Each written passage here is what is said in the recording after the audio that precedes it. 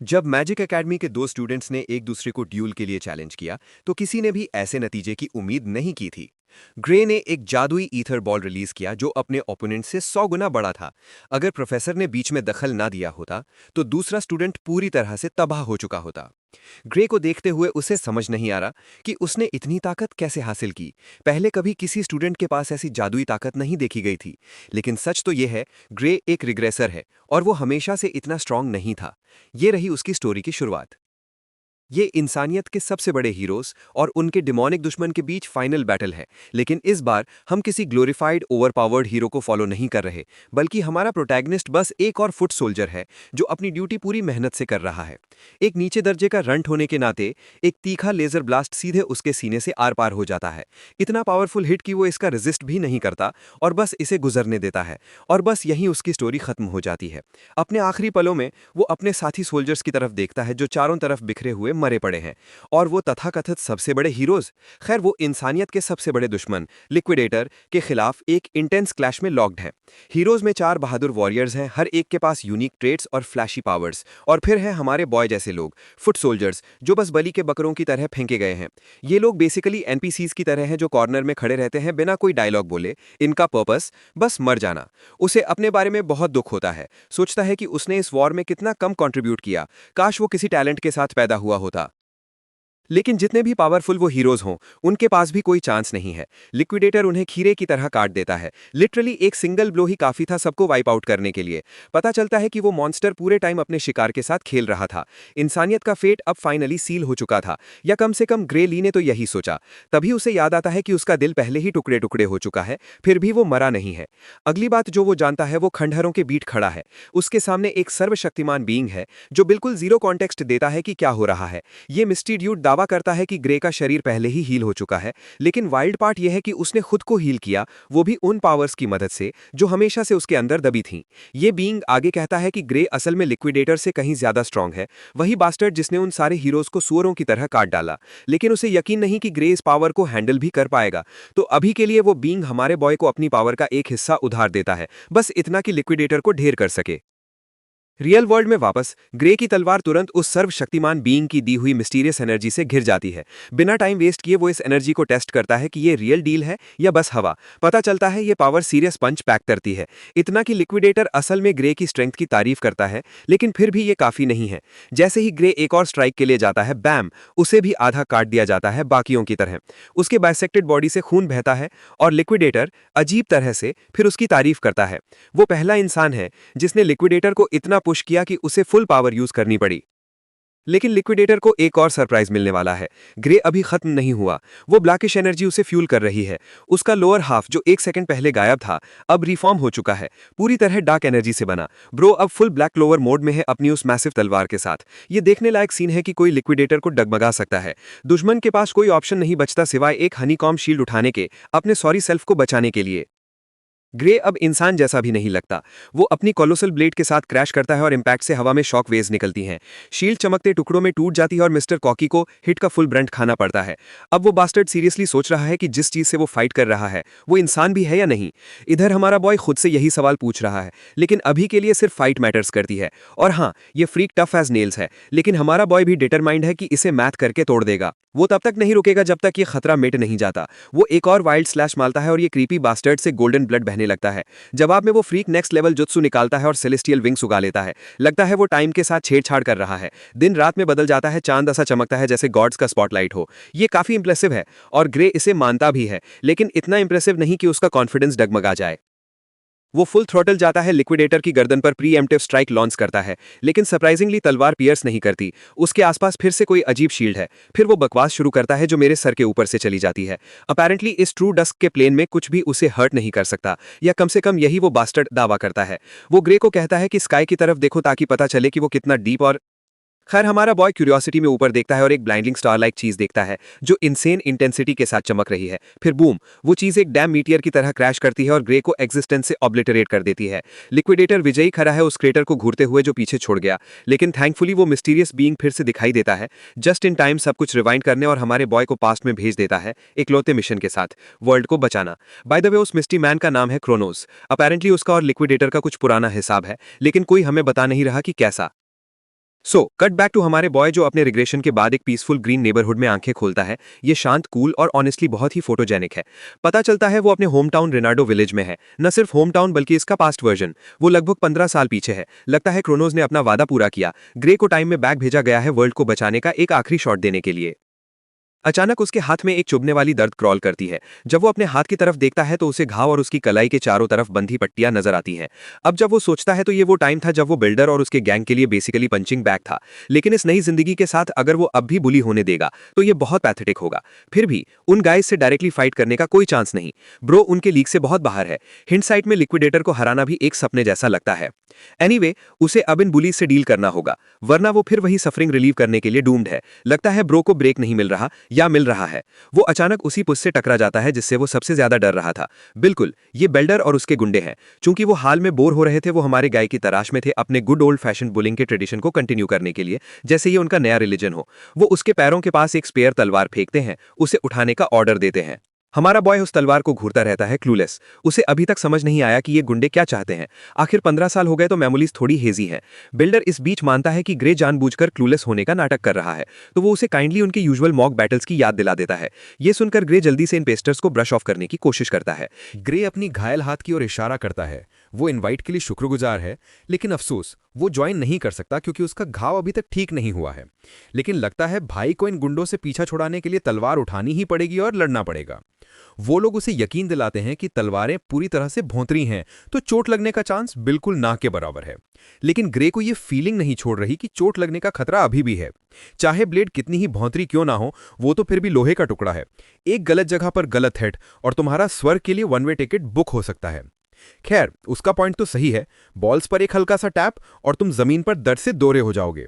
लेकिन ये लोग ग्रे की बातों की लॉजिक को समझ नहीं रहे। बेल्डर अपनी पोजीशन लेता है, हमला करने को तैयार। उसे ग्रे का ना सुनना बिल्कुल पसंद नहीं, तो वो गुस्से में सांड की तरह उस पर चार्ज करता है, जैसे ही ड्यूल शुरू करने को बेताब हो। ग्रे को तलवार पकड़ने का टाइम दिया गया था, लेकिन वो अभी तैयार भी नहीं हुआ और बेल्डर पहले से ही उसकी ओर दौड़ रहा है। हमारे भाई को ये बिल्कुल रेडिकुलस लगता है कि ये बंदा इसे मॉक बैटल कह रहा है, जबकि चार्ज कर रहा है जैसे अपनी मां से गुस्सा हो। तभी ग्रे को कुछ याद आता है जो एक पुरानी मिलिट्री डॉक्टर ने उसे बताया था। उसकी तलवारबाजी कभी इंप्रूव नहीं हुई क्योंकि बचपन में उसे एक चोट लगी थी। अब जब वो सोचता है तो शायद यही वो चोट थी जिसने उसकी जिंदगी हमेशा के लिए बदल दी और उसे एक कमजोर इंसान की तरह जीने पर मजबूर कर दिया।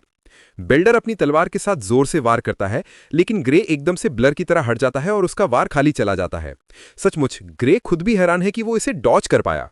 दूसरी तरफ बेल्डर का चेहरा गुस्से से तन जाता है जब वो ग्रे की ऐसी शानदार फुर्ती देखता है। वो एक और वार करता है जिसे ग्रे फिर से डॉज कर लेता है। फिर एक तेज वार ग्रे के पैरों की ओर, जिसे वो आसानी से बचा लेता है। ये बदमाश पूरी कोशिश कर रहा है हमारे भाई को टैग करने की। वो ऐसा लग रहा है जैसे खून का प्यासा इंसान जो अपने दुश्मन को नीचे गिराने के मिशन पर हो। लेकिन ग्रे कोकीन पर चलते निंजा की तरफ फिसलता हुआ बच जाता है। पहले तो ग्रे को लगा कि बेल्डर बस धीमा है, फिर उसे एहसास होता है कि बेल्डर धीमा नहीं हुआ बल्कि वो खुद तेज हो गया है। भाई तो हर बार को इस तरह डॉज कर रहा है जैसे उसे किराया चुकाना हो। बेल्डर के गुंडे भी जो देख रहे हैं उसे इग्नोर नहीं कर सकते। ऐसा लग रहा है जैसे ग्रे कोई पूरी तरह अलग इंसान हो। भले ही उसके पास वो बॉडी नहीं जो पहले थी, लेकिन उसके दिमाग में हर उस लड़ाई की यादें अभी भी हैं जो उसने लड़ी थी। उस सारे अनुभव के साथ उसका शरीर जैसे ऑटो पायलट पर चल रहा है। उसे वार डॉज करने के लिए मेहनत भी नहीं करनी पड़ रही। फिर ग्रे तलवार पकड़ता है ताकि इस तथाकथित मॉक बैटल को जारी रखे जो अब मॉक जैसी फील नहीं हो रही। बिल्डर अपने अहंकार में डूबा हुआ है, ग्रे को अपनी भूतरी तलवार से कुचलने की कोशिश कर रहा है। लेकिन हमारे भाई को बहुत हो गया। वो पहली बार अपनी तलवार घुमाता है। उसकी ताकतवर स्विंग से बिल्डर का हाथ ऐसा दर्द करने लगता है जैसे नरक में जल रहा हो। ये दिखाता है कि बिल्डर कितना पथेटिक है। अगर ग्रे सच कहे तो उसे खुद को हारा हुआ महसूस हो रहा है क्योंकि वो इतने कमजोर इंसान से लड़ रहा है। लेकिन वो ये भी मानता है कि बिल्डर को जरा भी दया का हक नहीं। वो वही बदमाश है जिसने ग्रे को बुली किया, उसका भविष्य छीना और इतना दुख दिया। तो सारे रिस्पेक्ट के साथ अब ग्रे बिल्डर को उसकी अपनी दवा चखाने जा रहा है। अगले मूव में ग्रे आसानी से बिल्डर के हाथ से तलवार छीन लेता है, उसे तुरंत निहत्था कर देता है। बेल्डर को सिर्फ अपमान महसूस हो रहा है, जबकि ग्रे को एहसास होता है कि यह बंदा जितना वो सोचता था उससे भी बुरा है। वो मौका लेता है और एक ताना मारता है, बेल्डर की तलवारबाजी की अक्षमता का मजाक उड़ाते हुए। एक ही झटके में बेल्डर की तलवार उड़ गई। फिर भी निहत्था होना कोई बड़ी बात नहीं। आखिर बेल्डर ही तो वो था जिसने जोर देकर कहा था कि ये भूतरी तलवारें फाइट में पूरी तरह से सेफ हैं। ग्रे अब पूरी तरह पागल हो गया है। वो तलवार इतनी तेजी से घुमा रहा है कि वो बेल्डर की स्किन को काट देती है और खून बहने लगता है। जैसे ही हालात की गंभीरता समझ आती है, बेल्डर के घुटने कमजोर पड़ जाते हैं और वो ढह जाता है। रुको जरा, ग्रे को लगा था कि वो भोंतरी तलवार इस्तेमाल कर रहा है, तो फिर ये बदमाश खून कैसे बहाने लगा? जब वो अपनी तलवार को चेक करता है तो पाता है कि वो वाकई भोंतरी है। हालांकि अगर ये तेज तलवार होती तो ये बंदा शायद सचमुच मर गया होता। अब चलो स्थिति से ध्यान ना भटकाएं। ग्रे तलवार को सटीकता से घुमाता है, बेल्डर के कई दांत तोड़ देता है और उसकी नाक से खून की धार बहने लगती है। हमारा भाई इस बदमाश पर पूरी तरह हावी हो रहा है, उसी जिंदगी भर के लिए ठंडक दे रहा है। हमेशा मजेदार होता है जब घमंडी लोग रोते हुए गड़बड़ में बदल जाते हैं। लगता है ये इतना काफी है कि बेल्डर को बाकी की जिंदगी के लिए सबक सिखा दे। ओ शायद मैंने जल्दी बोल दिया। इस बदमाश ने अभी तक सबक नहीं सीखा। वो अपने गुंडों को ऑर्डर देता है कि वो हमारे भाई को पकड़ लें और उसकी ऐसी हालत करें कि वो पूरी तरह टूट जाए। गुंडे हिचकिचाते हैं और वजह साफ है, उन्होंने अभी अभी अपने बॉस को एक पैथेटिक कुत्ते की तरह पिटते देखा है। तो उसी हालत में जाने का कोई मतलब नहीं जब उनके पास बचने का पावर है। एक बंदा सजेस्ट करता है कि वो सब एक साथ अटैक करें ताकि ग्रे को ओवरवेल्म कर सके। तीनों तेजी से एक्शन में आते हैं, हमारे भाई को हर दिशा से घेर लेते हैं। लेकिन ग्रे हमेशा की तरह नॉनचलांट है। अगर ये लोग इतनी बेताबी से अपनी डेथ विश पूरी करना चाहते हैं तो हमारा भाई इसके लिए पूरी तरह तैयार है। सब उस पर झपटते हैं उसे यहीं खत्म करने के इरादे से। पहले तो ग्रे को इन गुंडों पर जरा सी हमदर्दी थी और उसने सोचा था कि वो इन्हें छोड़ देगा, लेकिन लगता है ये तब तक नहीं रुकेंगे जब तक इन्हें सबक ना मिल जाए। तो वो इन गटर गॉब्लिन्स को वो देते हैं जो इन्हें सचमुच डिजर्व करते हैं। ज्यादा देर नहीं लगती और इनके चेहरे एक बबून के पीछे की तरह सूज जाते हैं, जैसे किसी ने इनका अनफॉरगिविंग फेस मसाज कर दिया हो। एक बार फिर ग्रे को ये रिडिकुलस लगता है कि ये रोते हुए इमोजी जैसे इंसान कभी उसके सबसे बुरे नाशमार हुआ करते थे। उसे याद आता है कि ये ग्रुप अभी सीरिया के तलवारबाजी डोजो के स्टूडेंट्स हैं। बेल्डर कबूल करता है कि वो लोग उस डोजो के स्टूडेंट्स हैं, हालांकि हाल में वो वहां नहीं जा रहे क्योंकि इन सॉगी बिस्किट को लगता था कि वो पहले से ही काफी पावरफुल हैं। भले ही ये किसी ताकतवर इंसान के लिए बहुत नीचा स्टैंडर्ड है, लेकिन ग्रे को डोजो से ज्यादा उम्मीद भी नहीं है। वो डोजो में ज्वाइन करने की इच्छा दिखाता है और चाहता है कि ये गुंडे उसका रेफरल बने। बेल्डर इस रिक्वेस्ट को पूरा करने से मना कर देता है। आखिर वो परिणामों की कल्पना नहीं कर सकता जब उसके मास्टर को पता चलेगा कि उसकी कितनी पथेटिक तरीके से पिटाई हुई है। ग्रे जानता है कि इन लोगों से कैसे डील करना है। वो बस अपनी तलवार को इधर उधर घुमाता है इन बदमाशों को डराने के लिए और इशारा करता है कि अगर उन्होंने नहीं सुना तो क्या हो सकता है। मजेदार बात यह है कि यह छोटा सा धमकी एक चमत्कार कर देता है। बेल्डर ना सिर्फ सबक सीख लेता है, बल्कि उस पिटाई ने उसे चीते की स्पीड दे दी। वो सचमुच अपने दोस्तों को पीछे छोड़ते हुए डोजो की ओर सड़क पर तेजी से भागता है। थोड़ी देर बाद वो लोग टाउन में दाखिल होते हैं। चलते चलते बेल्डर अपनी उत्सुकता जाहिर करता है कि ग्रे डोजो में ज्वाइन करने में इतना इंटरेस्टेड क्यों है। पता चलता है कि इस डोजो के पास अकादमी के लिए एक रिकमेंडेशन स्लॉट है। हमारे भाई को ज्यादा कुछ कहने की जरूरत नहीं, क्योंकि उसे यकीन है कि बेल्डर इतना मैच्योर है कि उसका मेन गोल समझ लेगा। एक बंदा सोचता है कि ग्रे को अकादमी ज्वाइन करने की जरूरत ही क्यों है जब वो पहले से ही इतना पावरफुल है। इन बदमाशों को क्या पता हमारा भाई इतना नीचा बार सेट नहीं करता। उसके पास काफी का अपना डेफिनेशन है। उसे वो दिन साफ याद है जब सारी इंसानियत के हीरोज एक पल में सुअरों की तरह काट डाले गए थे और वो दुनिया की सबसे ताकतवर लाइनअप मानी जाती थी। हीरोज को भूल जाओ, यहां तक कि वो भी उस बदमाश को अपनी सारी रहस्यमयी ताकत के बावजूद खरोच तक नहीं कर पाया था। सिर्फ भगवान जानता है कि उस बदमाश को हराने के लिए कितनी ताकत काफी होगी। हालांकि उस वक्त तो वो पूरी तरह निराश नहीं था जिस पल उसे वो बैडएस डार्क पावर्स मिली थी। वो अपने आप को एक सर्वशक्तिमान प्राणी की तरह महसूस कर रहा था जो कुछ भी नष्ट कर सकता था। लेकिन जो चीज उसे रोक रही थी वो थी तलवारबाजी की कला में उसकी कमी। वो अब तक सिर्फ कुछ ट्रिक्स पर निर्भर था जो उसने तलवार के संत से सीखे थे। काश उसने तलवारबाजी में और समय बिताया होता जैसा कि तलवार के संत ने किया था, तो उसे यकीन था कि वो अकेले ही युद्ध का रुख पलट सकता था। शायद यही वजह थी कि क्रोनोस ने उसे यहाँ भेजा था, ताकि वो अपनी हड्डियां तोड़े और मेहनत करे जब तक कि वो उस अंधेरे रहस्यमयी शक्ति को फिर से संभालने के लायक न बन जाए। थोड़ी देर बाद हम उस मास्टर से मिलते हैं जिसके बारे में वे गुंडे बात कर रहे थे। वो ग्रुप को एक रैंडम सिविलियन के साथ लड़ाई शुरू करने के लिए डांट फटकार लगा रही थी, और इससे भी बुरा, उस सिविलियन को चुनौती देने के बाद उन्हें सिर्फ अपमानजनक हार ही मिली। ये डरावनी औरत तलवारबाजी डोजो की इंस्ट्रक्टर सायरा थी। बेल्डर सफाई देने की कोशिश करता है कि वे वास्तव में किसी को धमकाने की कोशिश नहीं कर रहे थे, ये बस एक नकली लड़ाई थी। लेकिन बेचारा झूठ बोलने की वजह से एक जोरदार झटका खाता है, इतना जोरदार कि वो इस एक तरफा टिकट के साथ चांद पर पहुंच जाए। उसके गुंडे डर से कांप रहे हैं, बस यही चाहते हैं कि किसी तरह आज का दिन निकल जाए। डरो मत लोगो, सायरा कहती है। उसने जो स्टंट अभी किया वो बस इन मूर्खों को एक छोटा सा सबक सिखाने के लिए था। अगर वे निहत्थे इंसान को पीटने को नकली लड़ाई कहते हैं, तो जो उसने किया वो भी नकली लड़ाई ही थी। वो अपनी तलवार बेल्डर के बदसूरत चेहरे की ओर तानती है और उसे तुरंत डोजो से निकाल देती है। सिर्फ उसे ही नहीं, उसके गुंडों को भी बाहर का रास्ता दिखा दिया जाता है। इसके बाद वे दयनीय गुंडे अपने दयनीय लीडर को लेकर दयनीय तरीके से बाहर निकल जाते हैं। सायरा तुरंत पलटती है, अपने घुटनों पर बैठती है और अपने नए रिक्रूट से माफी मांगती है, क्योंकि उसके पुराने स्टूडेंट्स ने उसे बहुत परेशान किया। हमारा हीरो उस माफी को हल्के में लेता है और कहता है कोई बात नहीं। अब बिजनेस की बात पर आते हैं। सायरा ने सुना है कि वो एकेडमी के लिए रिकमेंडेशन चाहता है, जिसकी वो पुष्टि करता है। चूंकि बिल्डर और उसकी सेकेंडरी टीम ने उसे बहुत परेशान किया, सायरा उसके लिए एक रिकमेंडेशन लेटर लिखने को तैयार है। लेकिन उससे पहले वो चाहती है कि वो अपनी काबिलियत साबित करे। दोनों प्रतियोगी एक दूसरे के सामने खड़े होते हैं, लकड़ी की तलवारें हाथ में।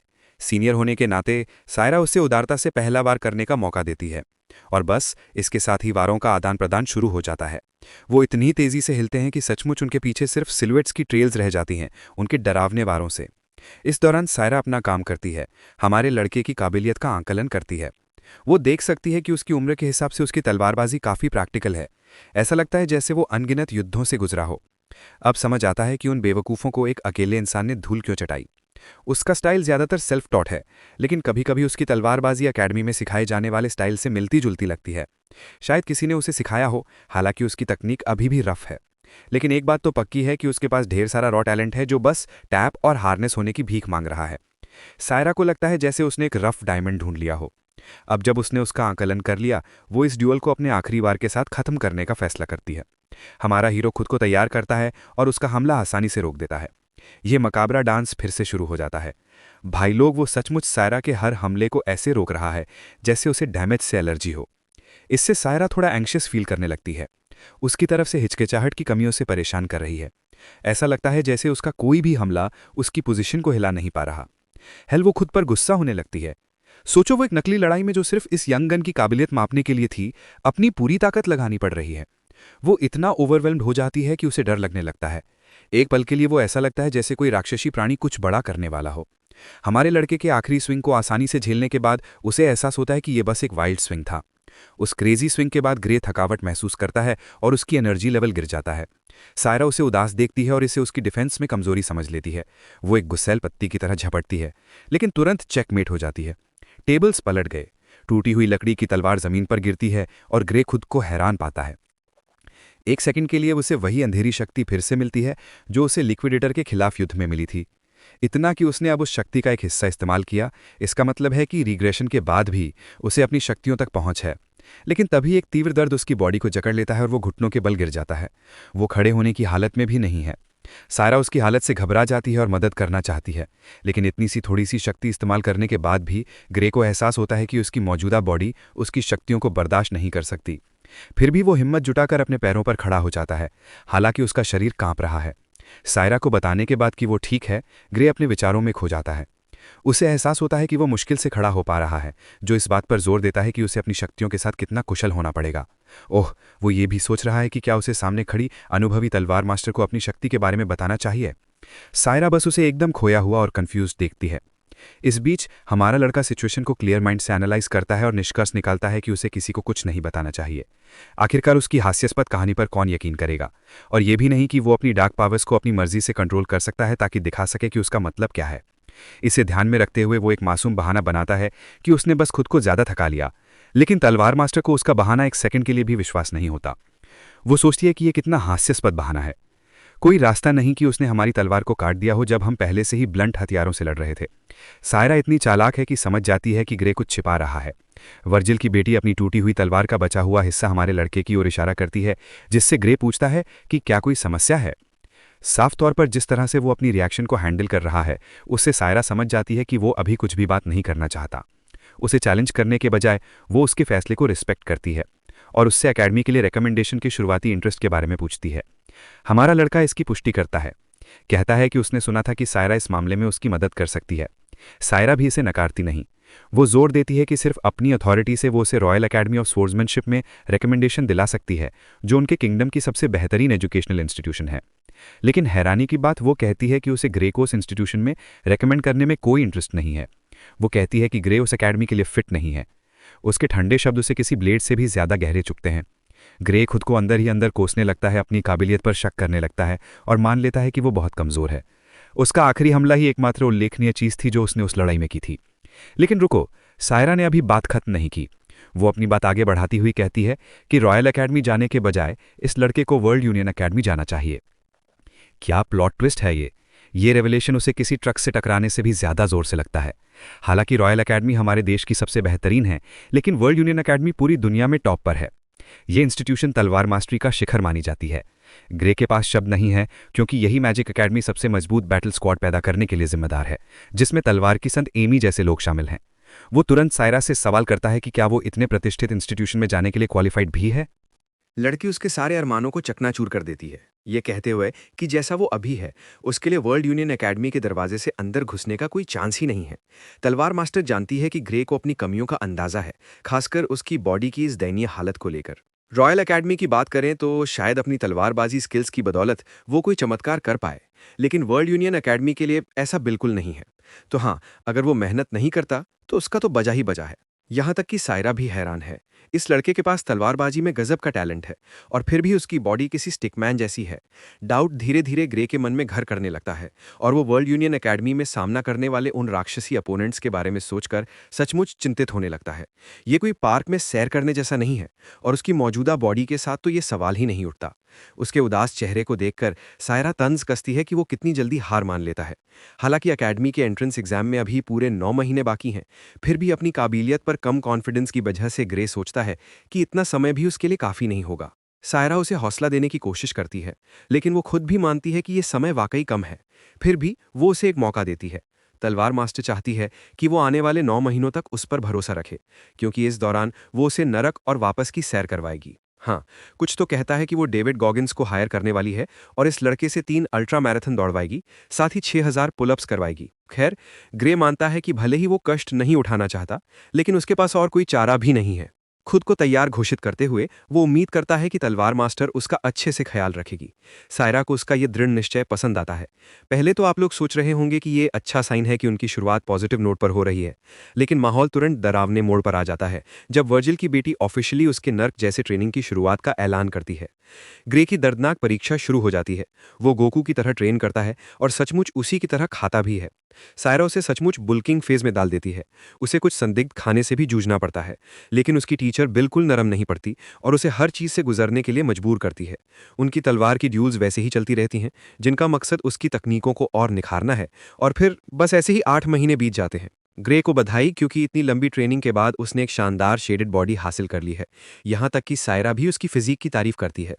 अब जब वे यहाँ तक पहुँच चुके हैं, सायरा के पास उसे देने के लिए कुछ बचा ही नहीं है।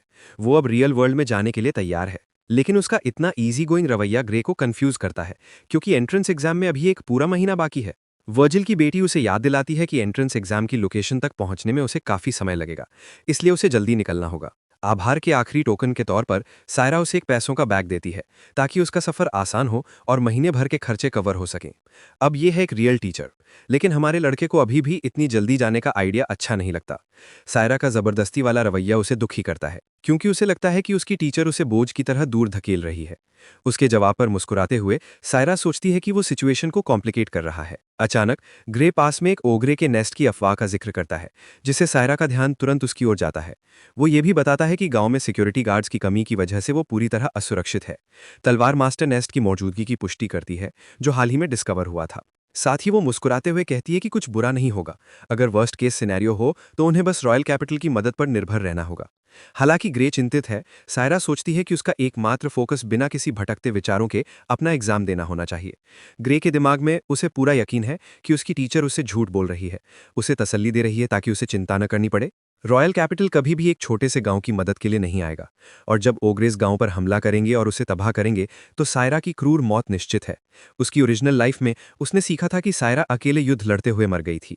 खैर, वो उसे ये सब नहीं बताता और बस सिचुएशन को एक्सेप्ट कर लेता है। अपनी टीचर को अब तक की मदद के लिए थैंक्स कहता है। ग्रे तुरंत निकलने की प्लानिंग करता है, जिससे सायरा के चेहरे पर मुस्कान आ जाती है। वो और उसकी 2 बड़ी पर्सनैलिटीज ग्रे के पास होने की दुआ करती हैं। कुछ दिन बाद हमें एक सीन मिलता है जिसमें सायरा एक खतरनाक रास्ते से गुजर रही है ताकि उस ओग्रे नेस्ट तक पहुंच सके। यहाँ पेड़ों पर इंसानों के कंकाल भयानक तरीके से लटके हुए हैं, जैसे एक चेतावनी। सायरा स्काउट की मिली इन्फॉर्मेशन के आधार पर नेस्ट को ट्रैक करने की कोशिश कर रही है। आगे खून का निशान देखकर उसे पता है कि खतरा सामने है, लेकिन कुछ करने से पहले तलवार मास्टर अपने शिष्य की जानी पहचानी आवाज से चौंक जाती है। पेड़ की डाल पर बैठे हुए वो सवाल करता है कि उसकी प्यारी मास्टर इतनी रात गई कहाँ जा रही हैं। उसके सरप्राइज एंट्रेंस से सायरा पूछती है कि वो यहाँ क्या कर रहा है, जब उसे एकेडमी पर फोकस करना चाहिए। जमीन पर लैंडिंग करते हुए वो उसे ताना मारता है कि सवाल तो उसे उससे करना चाहिए। सायरा ने उससे झूठ बोला था जब उसने कहा था कि वो नेस्ट की सिचुएशन को इग्नोर कर देगी और रॉयल कैपिटल को हैंडल करने देगी। एक बहाना बनाते हुए सायरा बताती है कि रॉयल कैपिटल ने अपने पर्सनल मैटर्स की वजह से आने से मना कर दिया, इसलिए उसने ये जॉब खुद ले ली। उसे अपनी तलवारबाजी स्किल्स पर भरोसा है और उसे यकीन है कि नेस्ट में जो भी हो वो उसे हरा सकती है। स्काउट की रिपोर्ट मिलने के बाद सायरा बताती है कि उसका अपोनेंट एक एलीट ओग्रे होगा और उसके साथ लगभग 50 हेंचमैन मॉन्स्टर्स होंगे। वो जानती है कि इतनी संख्या में मॉन्स्टर से लड़ना मुश्किल होगा, लेकिन ये उसे रोक नहीं रहा। वैसे ग्रे भी मानता है कि एक एलीट ओग्रे इतना मजबूत नहीं है कि सायरा जैसी औरत को हरा सके, लेकिन ओग्रेज की खासियत उनके दिमाग और उनकी भारी संख्या में है जो उस नेस्ट में मौजूद हैं। अगर वे सायरा को घेर लेते हैं और ओवरवेल्म कर देते हैं तो वो निश्चित रूप से मर जाएगी। इसके अलावा हमारे लड़के को एक बात पूरी तरह यकीन के साथ पता है। अपनी पिछली जिंदगी के ज्ञान की वजह से वो जानता है कि सायरा को अकेले इस मिशन पर भेजना उसे मौत के मुंह में धकेलना जैसा है, और आखिर में गांव भी तबाह हो जाएगा क्योंकि कोई प्रोटेक्टर नहीं बचेगा। यही वो डार्क फ्यूचर है जो उसने पहले अनुभव किया था। इसे ध्यान में रखते हुए युवा शिष्य अपनी मास्टर के साथ टीम बनाने की रिक्वेस्ट करता है, लेकिन उसकी मास्टर इतनी दयालु नहीं है। वो कहती है कि वो अकेले ही ठीक है। सायरा को ये समझाने में समय बर्बाद करने के बजाय ग्रे चालाकी से कहता है कि वो रियल कॉम्बैट एक्सपीरियंस हासिल करना चाहता है। वो यहाँ तक कि उसे गिल्ट ट्रिप करता है, पूछता है कि क्या उसे डर है कि वो उसका बोझ बन जाएगा। हालांकि वो स्मार्ट है, उसकी मास्टर उसके इस हास्यास्पद बयान की बेतुकीपन को पॉइंट आउट करती है। उनकी स्किल्स में अब लगभग कोई अंतर नहीं है, यहाँ तक कि नकली लड़ाइयों में सायरा को उससे लड़ने में मुश्किल होती है। फिर भी सायरा अपने शिष्य को याद दिलाती है कि रियल बैटल पूरी तरह अलग होती है, खासकर जब बात ऐसी मॉन्स्टर्स नेस्ट की हो। इस टास्क में भारी खतरा है, यही वजह है कि वो नहीं चाहती कि ग्रे अपनी जान को जोखिम में डाले, कम से कम तब तक जब तक उसके पास और कॉम्बैट एक्सपीरियंस ना हो। उसकी ये दृढ़ता सुनकर शिष्य का दिल टूट जाता है। आखिरकार सायरा अपनी बात से टस से मस नहीं हो रही थी, तो वो आखिरी रास्ता अपनाता है, एक आइडिया। कि वो अपनी मास्टर के साथ एक आइडिया शेयर करना चाहता है। पहले तो सारा हैरान होती है, लेकिन फिर ग्रेस सीधे सीधे उसे एक फाइट के लिए चैलेंज करता है, यह वादा करते हुए कि वो उससे सुला देगा और फिर अकेले उस ओग्रे का सामना करने जाएगा। सिचुएशन तनावपूर्ण हो जाती है। शिष्य ने अपनी मास्टर को एक रियल बैटल के लिए चैलेंज कर दिया है। अपनी तलवार उसकी ओर तानते हुए ग्रे उसके जवाब का इंतजार करता है। ये देखकर कि उसका स्टूडेंट उतना ही जिद्दी है जितनी वो खुद है, सायरा हार मान लेती है। वो नहीं चाहती कि ग्रे अकेले जाए, इसलिए वो उसके पहले वाले सुझाव पर लौट आती है कि वे दोनों साथ जाएं। उसे बस इतना चाहिए कि ग्रे एक टुकड़े में वापस आए। और हाँ, ये वन पीस रियल है। दोनों एक साथ मिलकर जंगल में मॉन्स्टर्स का सामना करने के लिए निकल पड़ते हैं। रात और गहरी हो जाती है और आखिरकार मास्टर और शिष्य उस नेस्ट की लोकेशन ढूंढ लेते हैं। इंटेलिजेंट मॉन्स्टर्स अपने एनवायरनमेंट का फायदा उठाते हैं। उन्होंने ऐसा नेस्ट बनाया है जिसमें अगर कोई यहां तक चैलेंज करने की हिम्मत करता है तो बच निकलने की कोई गुंजाइश नहीं है।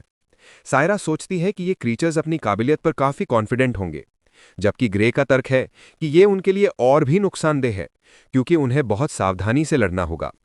सुरक्षित दूरी से ऑब्जर्व करते हुए सायरा को हैरानी होती है। बॉस कहीं दिखाई नहीं दे रहा, जिससे वो सोचती है कि शायद वो अपने टेंट में छिपा हो। अगर ऐसा है तो ये उनके लिए अच्छा है, क्योंकि इससे वे एलीट ओग्रे से सामना करने से पहले कई हेंचमैन को मार सकते हैं। बैटल स्ट्रैटेजी डिस्कस करने के लिए सायरा अपने स्टूडेंट को इंस्ट्रक्ट करती है कि वो एक साइड से मॉन्स्टर्स को टारगेट करे, जबकि वो दूसरी साइड कवर करेगी। प्लान को तुरंत एग्जीक्यूट करते हुए दोनों अपनी तलवारें हाथ में लेकर एक्शन में कूद पड़ते हैं। शोडाउन शुरू हो जाता है। इससे पहले कि मॉन्स्टर सिचुएशन को समझ पाएं, सायरा पहले ही उनके ऊपर चढ़ जाती है, एक क्लीन हेडशॉट मारते हुए, जिससे क्रीचर का सिर फुटबॉल की तरह जमीन पर लुढ़क जाता है। पहले मॉन्स्टर के ढेर होने के साथ बाकी सब अपनी भाषा में गड़गड़ाते और दहाड़ते हैं। पूरा ग्रुप गुस्से में आ जाता है और इंट्रूडर्स को मारने के लिए अपने हथियार तैयार करके मर्डर मोड में चला जाता है। लेकिन इससे कोई फर्क नहीं पड़ता, क्योंकि हमारा लड़का बीस्ट मोड में है। जिस तरह से वो उस होड़ को काट रहा है, ये लड़का अकेला ही एक आर्मी है, एक साथ कई मॉन्स्टर्स को क्रॉस कट कर रहा है। एलिगेंट सायरा भी कम नहीं, वो अपने पापा वर्जिल से सीखी गई इंप्रेसिव स्किल्स दिखा रही है। दोनों मिलकर रुकने का नाम नहीं ले रहे। ग्रे और सायरा एक दूसरे की बैक परफेक्टली कवर करते हैं। कुछ ही मिनटों में नजर आने वाला हर मॉन्स्टर उनके लिए बस एक बॉडी काउंट बन जाता है। वैसे सायरा ग्रे की इस रियल बैटल में अटल डिटर्मिनेशन से काफी इंप्रेस्ड है। वो पहले कभी इतना तैयार नहीं दिखा। वो अपनी मास्टर को भी अलर्ट रहने की वार्निंग देता है, लेकिन बात यह है कि कुछ तो सिचुएशन उसे अजीब सा फील दे रही है।